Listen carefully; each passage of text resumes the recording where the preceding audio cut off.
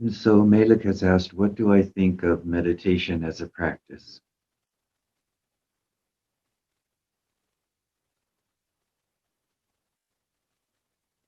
Meditation, in its most recognizable form, is very useful in the sense that untrained minds tend to be very chaotic. You may have noticed. What meditation does for us, through us, is it trains us to take the untrained mind, the mind which is scattered and which moves from place to place habitually, and it focuses it on one object or one thought, such as noticing the breathing or focusing on a mantra or focusing on an image of Lord Shiva or some other deity, of focusing on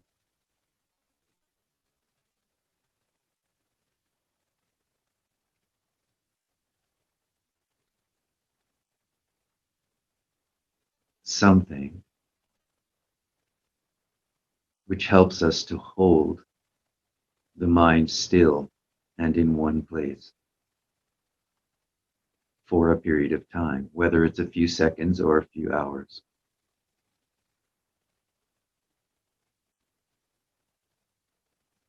And by doing this, we gain mastery, control, if you will,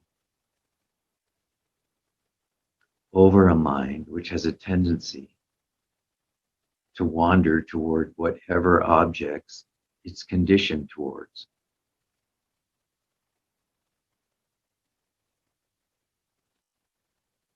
For some of us, the objects of conditioning are quite pleasant. And so we gravitate toward pleasing the body, having pleasant thoughts, creating a pleasant environment to be in, and so on. Or the conditioning of the mind might be for you oriented toward suffering, toward that which is unpleasant.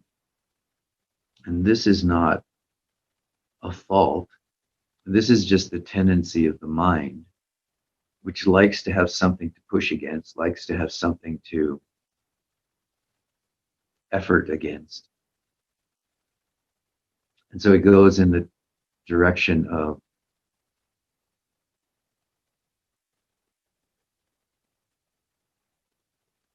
oh, I must stop this, I must correct this in some way.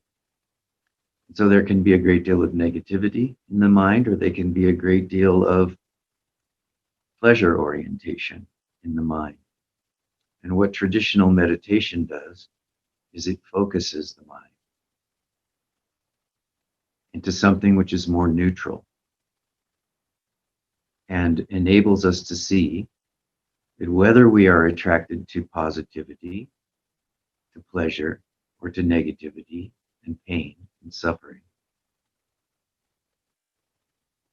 there is another space where the mind can rest and be free of this tendency. So this is the primary use of meditation as a daily practice. This takes some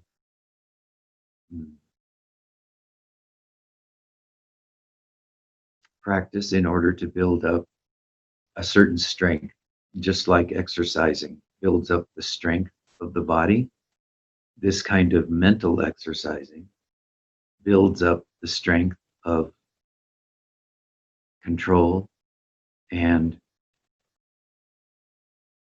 freeing ourselves from the conditioning or tendencies in the mind. This is the purpose of traditional meditation. The limitation of it for sadhaks, for people who are interested in liberation, is that traditional meditation requires the presence of a subject and an object. And so there is a recognition: I am meditating. I am observing the breath. I am doing this mantra. I am doing devotional practices. I am visualizing the divine in some way. So there is this necessary subject and object relationship.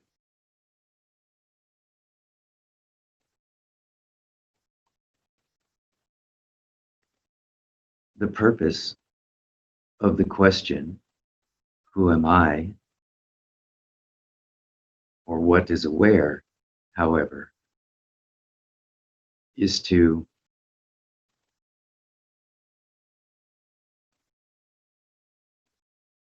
help us return toward the source. The source is the foundation of all that is, often referred to as consciousness, or God, or the Absolute. This foundation, once it's realized, can be seen very clearly to be free of I, meaning awaring in this moment, in any moment, does not require the presence of I. We say, I am aware. And so we think, even in this very subtle or exalted state, that there is an I which is aware. But if we penetrate further into the source of being, there is a recognition that this awaring does not require even an I. And this is why it's said that if you step onto the path of inquiry or Advaita, non-duality,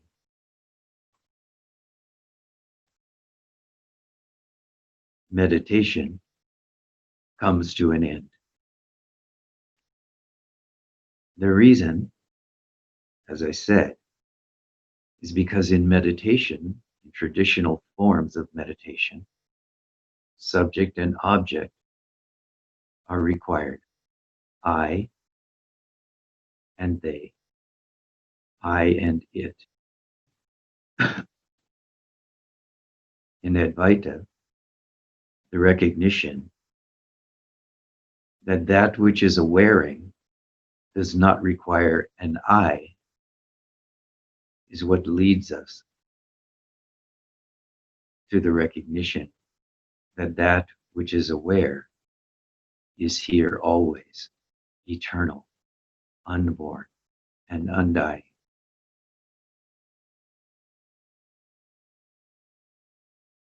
So as long as there is an I present, we use whatever forms are helpful to keep us from being drawn into the drama, the trauma, the experiences of having body mind. And we use the inquiry to undermine this feeling,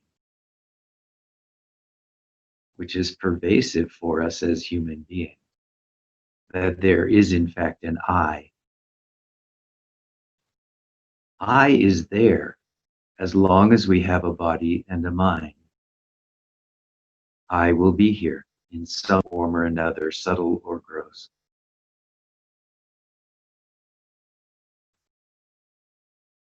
But this I is related more to the perception I am the body, or I am mind, or I am these experiences,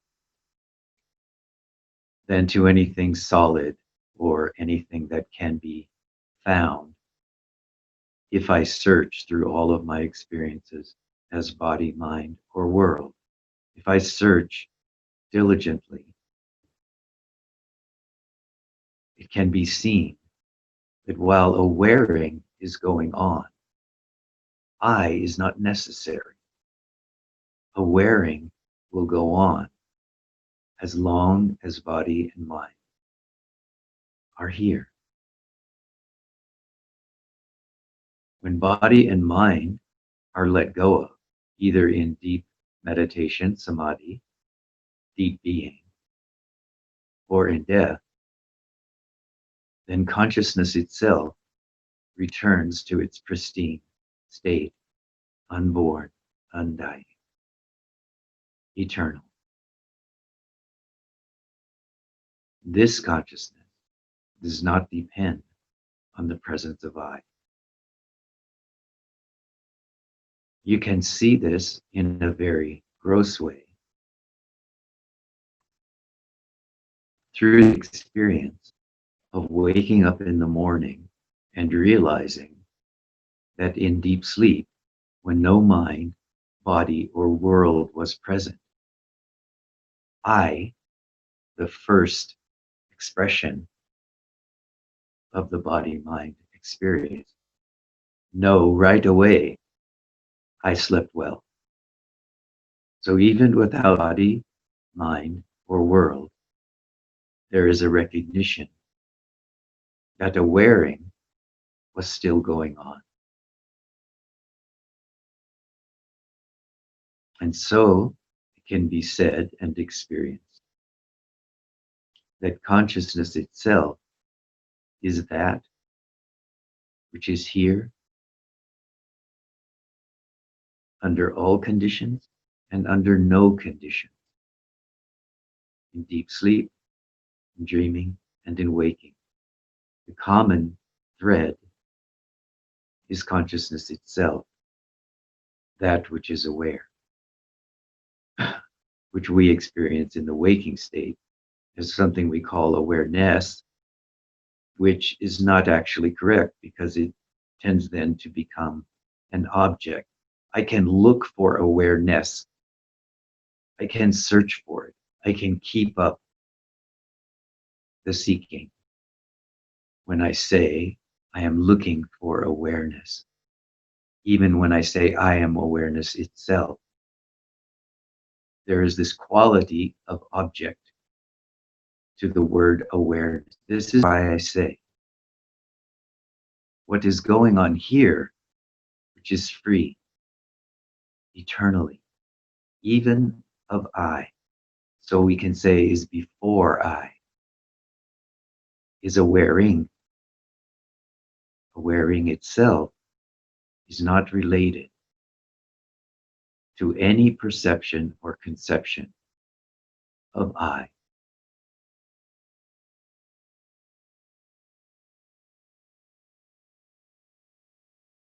And even now, in this moment, notice that awareing is going on.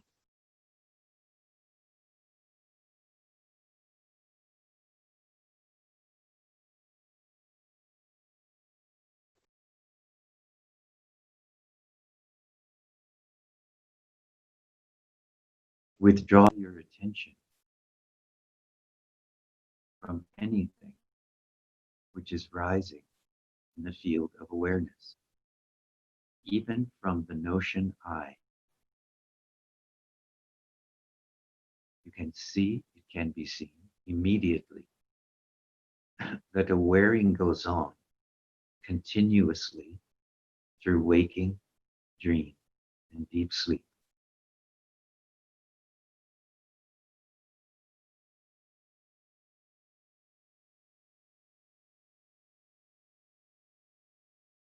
This is why it's said to stand alone from meditation as a formal practice.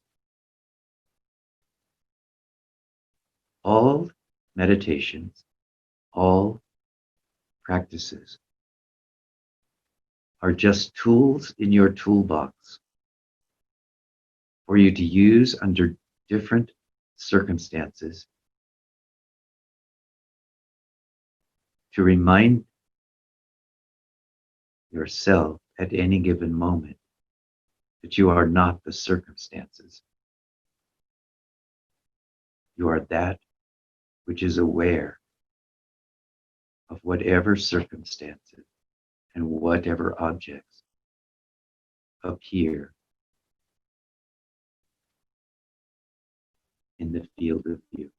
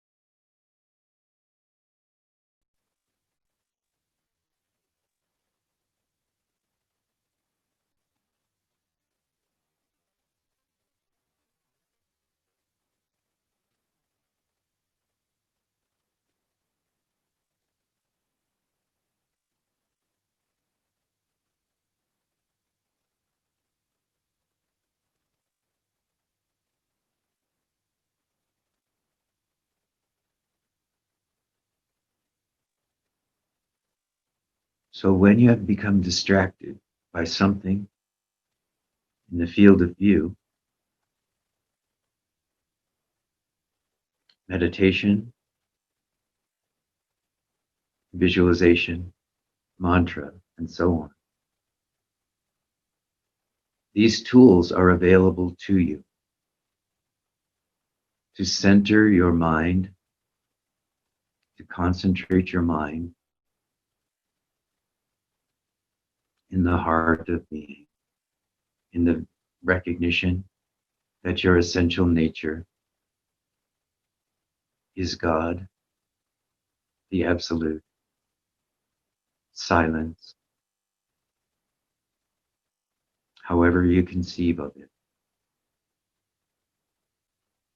So you use the tools in your toolbox until you realize there is no you.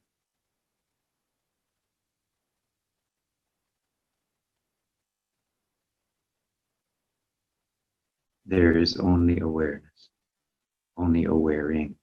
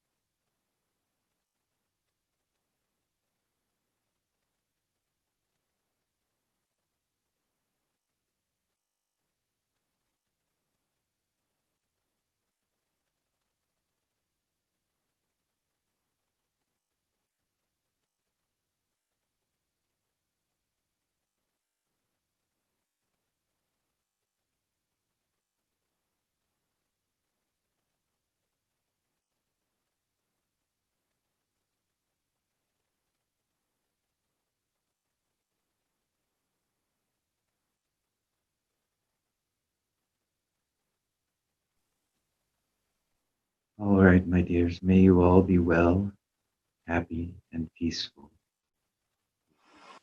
Without exception, be well, happy, and peaceful.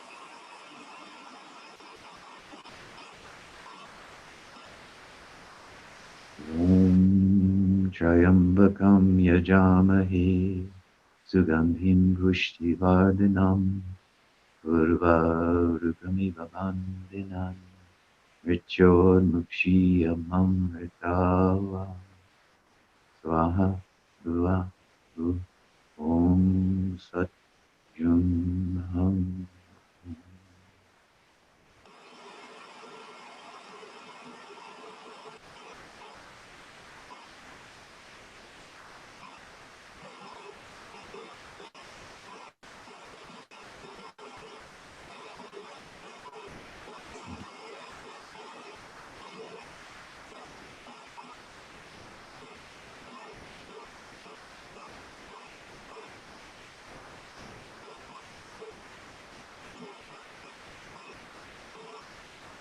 Love you.